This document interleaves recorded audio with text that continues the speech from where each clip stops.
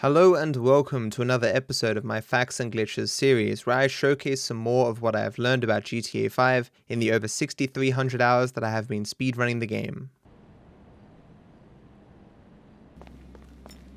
The backdrops used exclusively in GTA Online are stored under the map, both in online and in single player. It is possible to use one of the many out-of-bounds glitches to parachute down into them, but for simplicity's sake, I will just show them off using mods for this video. This is the backdrop that is used for when you win an online race. Nothing is solid except the floor.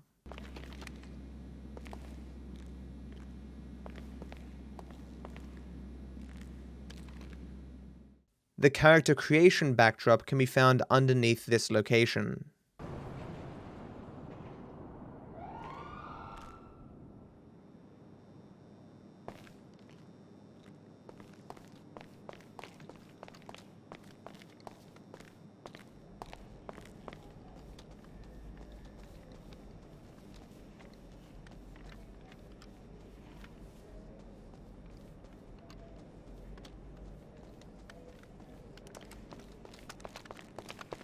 Many things are solid, and there is an invisible wall here that you have to clip through.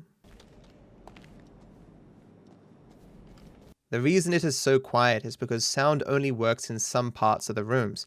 This is showcased when I start shooting.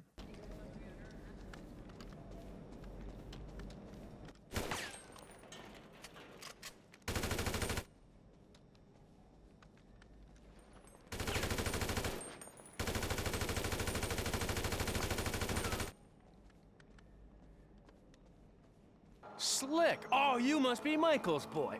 On the mission I Fought the Law, where we acquire vehicles for Devin Weston, once you meet up with the two racers at the petrol station, it is not possible to get a wanted level for the rest of the mission. While also true for the previous scenes, this is most interesting in the final scene because you can drive to the military base and screw around. Hey, Frank. Yeah? What'd I tell you, bro? Devin Weston, he ain't like anyone you worked for before. Man, he runs his mouth, wants me to boost cars, and most likely gonna be paying me a fraction of what they worth. Ain't no sense. Hey, look! In a previous episode, I covered some oddities with using a taxi to respawn with a generic buffalo at the street races. It turns out that if you get out of the buffalo and fail the race, it will continue to spawn you additional buffaloes.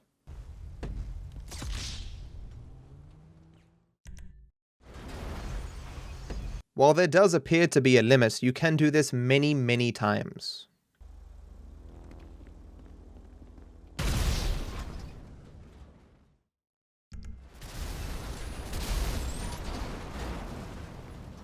Here's the same glitch done at the other street races.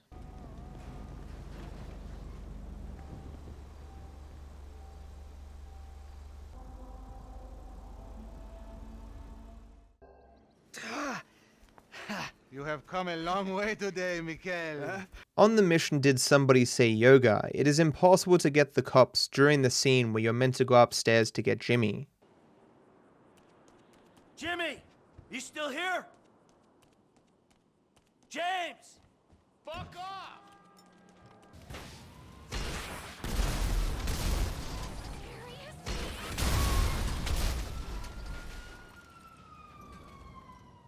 Traditionally, anything that a character is sitting on is made indestructible to avoid complications.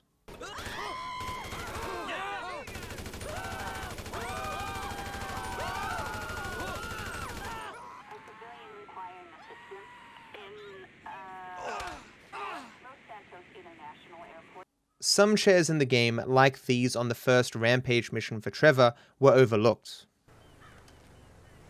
You should have run away.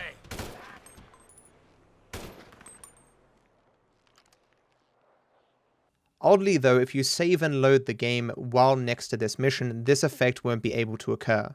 A similar oversight occurs with these park benches and the mission Eye in the Sky.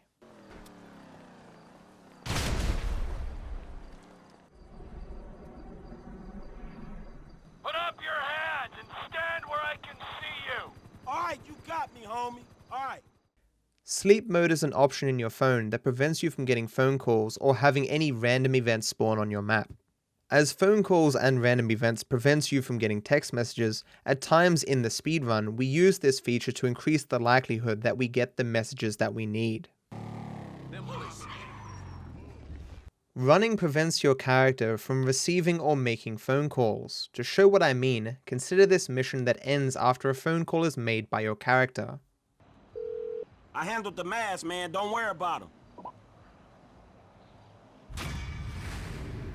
Watch now as I start to run down the street before Franklin has the opportunity to make the call.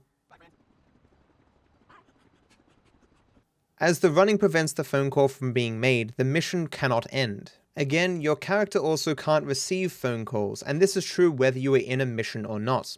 You can still make and receive text messages, however, so sometimes in the speedrun we will intentionally run to prevent phone calls when we want a particular text message. Of course, whenever you stop, you are able to receive everything like normal again.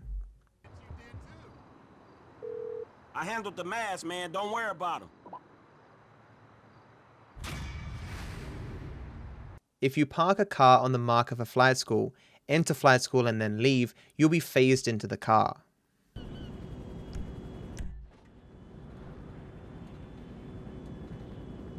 This is unusual because traditionally either the game would despawn the vehicle or at least relocate it to another place.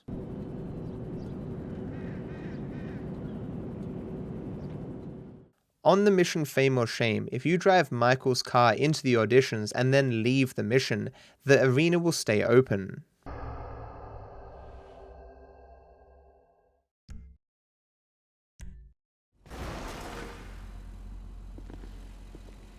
All the assets from the mission stay loaded. Unfortunately, you can't do this from a mission replay, you have to have a save file up to this point. Who cares? Did you see that new archer with the mount Totally derivative. Whatever, dude. If you gain a wanted level and stay in the location where you gained it, it will take 30 seconds for the star to start flashing.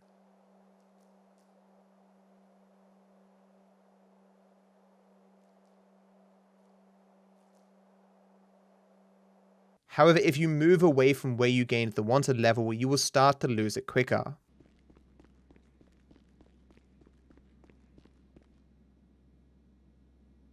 For some unknown reason, Michael's top speed on a jet ski is 7 km per hour faster than either Trevor or Franklin.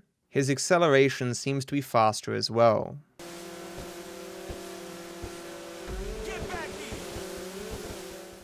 While performing a bunny hop and attempting to bunny hop again while in the air, you can often levitate. You can even spin the back wheel without pedaling.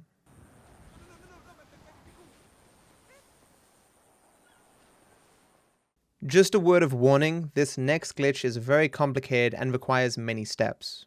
The subtle approach to the big score requires us to deliver 3 gauntlets into a garage. A new glitch has been found that enables us to duplicate a single gauntlet into 3, which is far superior to the old glitch which we were using to duplicate 1 gauntlet into 2. Step 1 is to store a gauntlet in Aunt Denise's garage.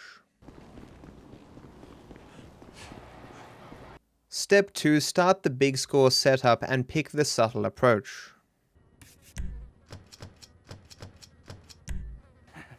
I knew you'd like that. Sounds kind of...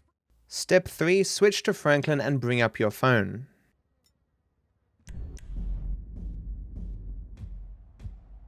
We got a lot to do. Step 4, keep your phone up, reacquire your gauntlets and go to the mechanics. Step 5, upgrade your gauntlet with race brakes, engine 4 and rock crawler wheels. Having your phone up this entire time has prevented Lester from texting you to start the mission to get the gauntlets. Normally the mechanics would auto-install these upgrades for you, but as the mission hasn't started, we have to do it manually. Good now, man. Believe me.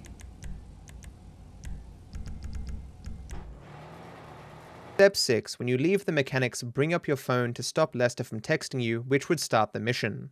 Step 7, bring the upgraded gauntlet to the garage that you'll be dropping off the gauntlets to. Step 8, put down your phone, allowing Lester to text you to start the mission.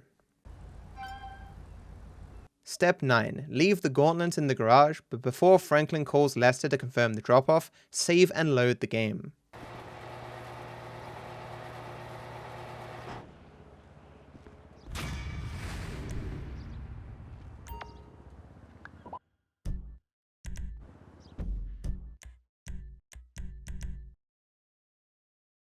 For some reason, this will result in an upgraded gauntlet spawning on the road and another gauntlet spawning inside the garage. To get both to count for the mission, you need to park one just outside the garage so that you can walk in on foot. Get into the other car, knock the first away, and then park one after the other inside.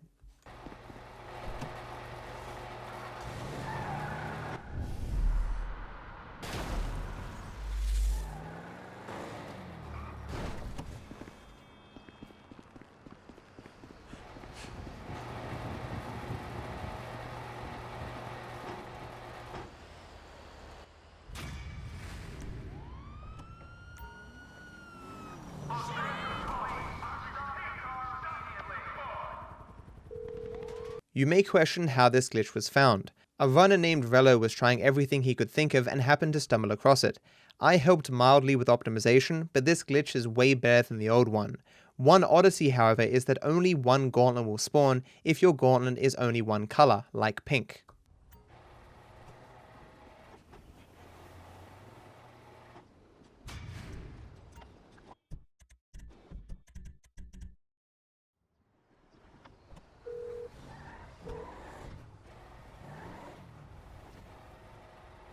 Previously I used a blue gauntlet, which was actually both dark and light blue, so a second gauntlet spawned inside the garage, but as I used this pink gauntlet that is entirely pink, no gauntlet spawned.